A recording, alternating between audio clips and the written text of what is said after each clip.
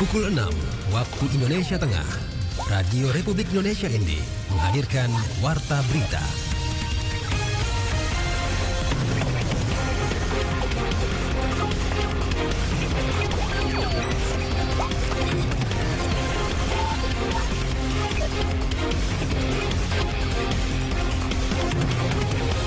Selamat pagi saudara, Anda kembali mendengarkan Warta Berita Daerah edisi pagi ini 17 Mei 2024. Sari Berita.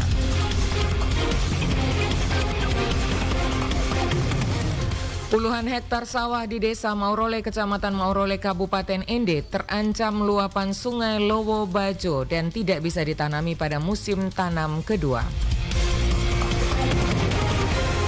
Kementerian Agama Kemenak Kabupaten Sika nyatakan sebanyak 61 calon jemaah haji Kabupaten Sika terdiri dari laki-laki 27 orang dan perempuan 37 orang akan diberangkatkan pada 30 Mei 2024. Pagi ini bersama saya Desi Natalia, kita mulai berita pertama. Pendengar, puluhan hektar sawah di Desa Maurole, Kecamatan Maurole, Kabupaten ND terancam luapan Sungai Lowo Bajo. Selain itu juga terancam tidak bisa ditanami pada musim tanam kedua. Laporan selengkapnya disampaikan Rosa Dalima.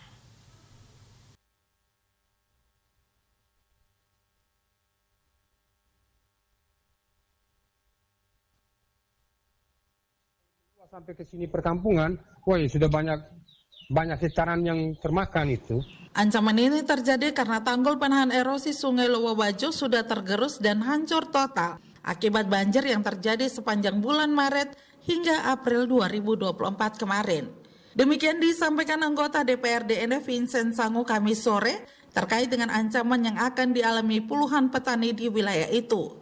Dampak musim hujan kemarin juga menyebabkan akses jalan tani warga dan saluran irigasi ke area persawahan rusak total. Menurut Vincent Sangu, jika tanggul penahan tidak segera diperbaiki, praktis puluhan petani di wilayah itu dipastikan akan mengalami dampak ekonomi secara langsung, mengingat mata pencaharian mereka adalah bertani.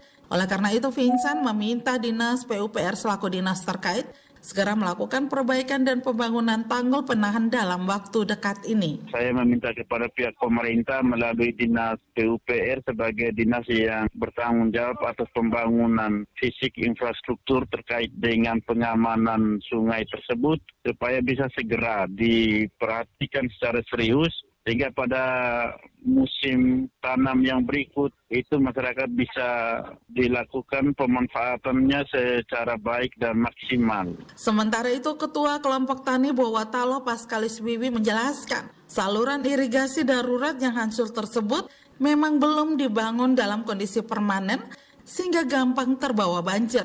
Padahal kata Paskalis, irigasi tersebut sangat dibutuhkan oleh petani. Kebetulan juga got itu sebenarnya irigasi, belum dibuat semen sih, masih got itu. Kebetulan got itu juga butuh sekali untuk pengairan.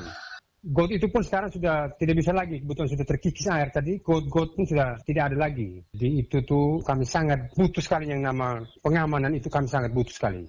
Mewakili puluhan petani desa Maurole, Paskalis meminta pemerintah segera menjawab keluhan mereka mengingat musim tanam kedua akan segera dimulai. Dia mengaku juga khawatir apabila curah hujan tinggi tidak menutup kemungkinan dampak persawahan akibat banjir akan semakin meluas. RRI ND Rosa Dalima melaporkan.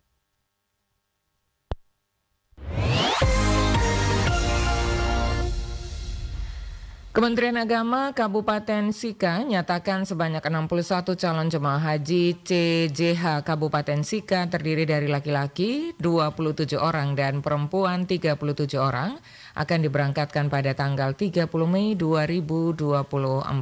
Suimam berikut melaporkan.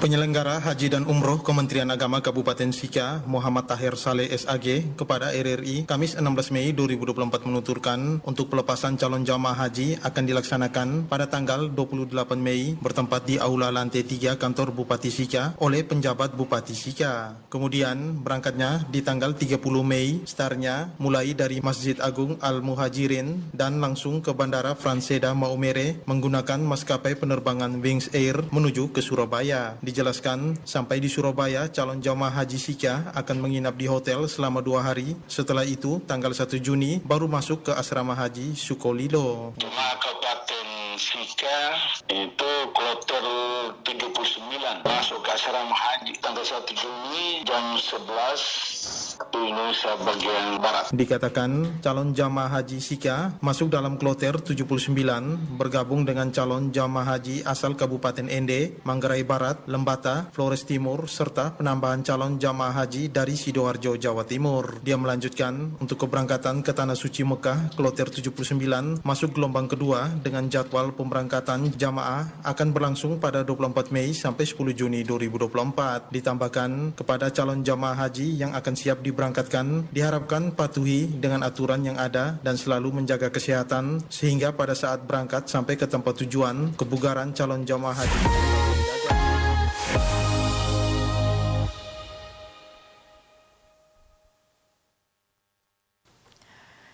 Pendengar, pemerintah Desa Naruwolo, Kecamatan Jerebuu, Kabupaten Ngada hadirkan pasar murah di desa. Laporan disampaikan Nikolaus Makumeli. Tanggapi kebutuhan masyarakat dalam kehidupan sehari-hari terutama sembako, pemerintah Desa Naruwolo, Kecamatan Jerebuu, Kabupaten Ngada, kerjasama dengan Dinas Perindustrian dan Perdagangan Kabupaten Ngada, lakukan operasi pasar murah di Desa Naruwolo yang dilaksanakan pada Selasa 14 Mei 2024 bertempat di kantor Desa Naruwolo. Kepada RRI, Kepala Desa Naruwolo, Dionysius Yohanes Roa SPD menuturkan bahwa kegiatan pasar murah tersebut terselenggara setelah pihak dinas menanggapi permohonan dari pemerintah Desa Naruwolo untuk melakukan operasi pasar murah di wilayah desa tersebut. Berkaitan dengan animo masyarakat kemarin luar biasa, ya cukup baik untuk menyambut hal ini. Ini meringankan beban kami karena di pembelanjaan 20% dari ketahanan pangan anggaran dan desa itu tidak disediakan untuk pengadaan beras. Jadi pemerintah desa menyurati dinas terkait untuk melakukan kegiatan tersebut. Harapan-harapan semoga ada kedepannya mungkin ada bantuan-bantuan lain yang bersifat umum untuk masyarakat sehingga bisa mempermudah masyarakat di situasi ekonomi yang lagi sulit ini. Adapun beberapa barang yang disediakan dalam operasi pasar murah tersebut antara lain beras kemasan 5 kg, minyak goreng, tepung terigu, dan gula pasir. Dirinya berharap agar kedepannya pemerintah terus menyalurkan bantuan baik berupa operasi pasar murah atau bentuk lainnya sehingga dapat membantu ekonomi masyarakat. RRI Ende, Nikolaus Makumeli melaporkan. Anda sedang mendengarkan Warta Berita RRI ND. Pada pemilu tahun 2024, akademisi dan pengamat politik Ruli Tuaraki menyoroti fenomena transaksional yang masih kental dalam proses politik Indonesia. Menurutnya, meskipun demokrasi dianggap sebagai sistem pemerintahan yang terbaik, ketidaksempurnaan dalam sistem ini membawa risiko bagi masyarakat dengan munculnya politik transaksional. Laporan disampaikan Veranda Garus. Kepada RRI, Ruli menyatakan kekhawatirannya bahwa transaksi politik dapat melemahkan kepercayaan masyarakat pada negara dan mengancam integrasi sosial.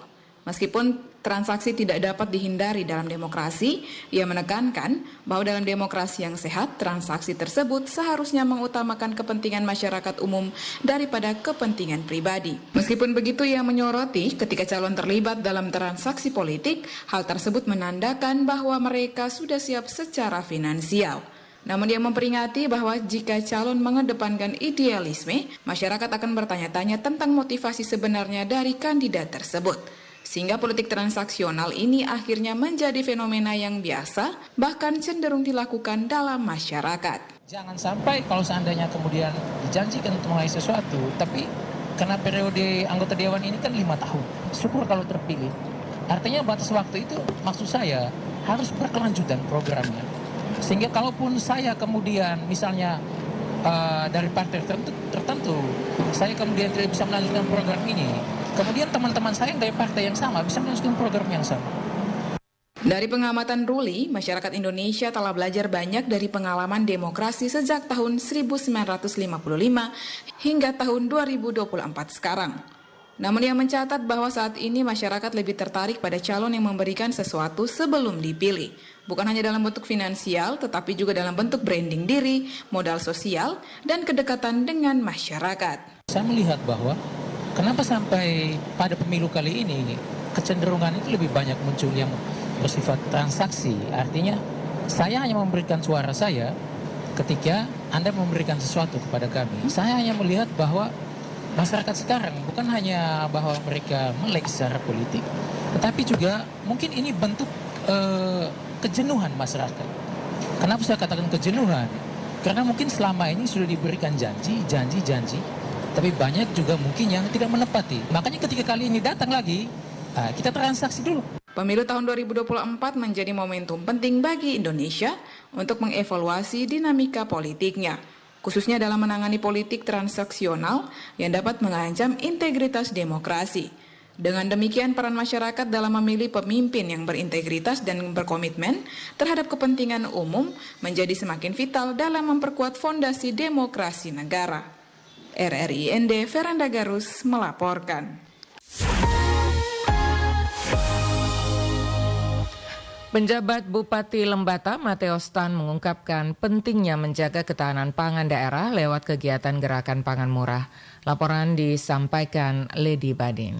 Dalam kegiatan gerakan pangan murah di Kabupaten Lembata yang diinisiasi oleh Dinas Pertanian dan Ketahanan Pangan Kabupaten Lembata, penjabat Bupati Lembata Mateos Tan menegaskan bahwa pangan merupakan kebutuhan pokok dan esensial dalam kehidupan manusia. Oleh karena itu, pemerintah memiliki tanggung jawab untuk memastikan ketersediaan pangan yang cukup, bergizi, beragam, berimbang dan aman serta terjangkau oleh seluruh lapisan masyarakat. Pangan adalah kebutuhan pokok sekaligus menjadi esensi kehidupan manusia. Karenanya hak atas pangan menjadi bagian yang sangat penting dari hak asasi manusia. Menyadari akan hal ini, maka pemerintah dan masyarakat bertanggung jawab mewujudkan ketahanan pangan.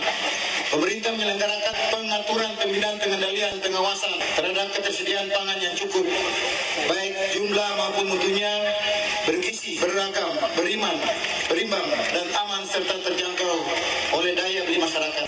Sementara itu, masyarakat berperan dalam menyelenggarakan produksi dan penyediaan perdagangan dan distribusi serta berhak memperoleh pangan yang aman dan bergizi. Mateos Tan juga menjelaskan bahwa gerakan pangan murah sebagai salah satu upaya konkret untuk mengatasi permasalahan ketersediaan stok bahan pangan dan kestabilan harga di pasaran dan juga menekan inflasi daerah. Saat ini kita menghadapi fluktuasi harga pangan yang menyebabkan ketidakpastian harga pangan baik di tingkat produsen maupun konsumen. Hal ini tentunya mempengaruhi daya beli masyarakat, di mana dapat mengurangi jangkauan masyarakat terhadap pemenuhan pangan pokok strategis. Kami, pemerintah Kabupaten Lembata, juga memiliki kurang lebih sekitar 800 ton beras miskin. Dan kami sudah menyalurkan sekitar 200. Sudah 3 bulan ini kami menyalurkan. Hari ini kita melakukan upaya-upaya konkret di masyarakat, salah satunya melalui gerakan pangan murah. Mateos Tan menyampaikan harapannya agar kegiatan gerakan pangan murah ini dapat berjalan dengan sukses dan memberikan manfaat yang nyata bagi ketahanan pangan masyarakat di Kabupaten Lembata. RRI ND Lady Badin melaporkan. Saudara, informasi tadi sekaligus mengakhiri Warta Berita Daerah pagi ini. Mewakili seluruh kerabat kerja yang bertugas, kami mengucapkan terima kasih atas perhatian Anda. Selamat pagi dan selanjutnya Anda bisa ikuti selengkapnya program Florata pagi ini.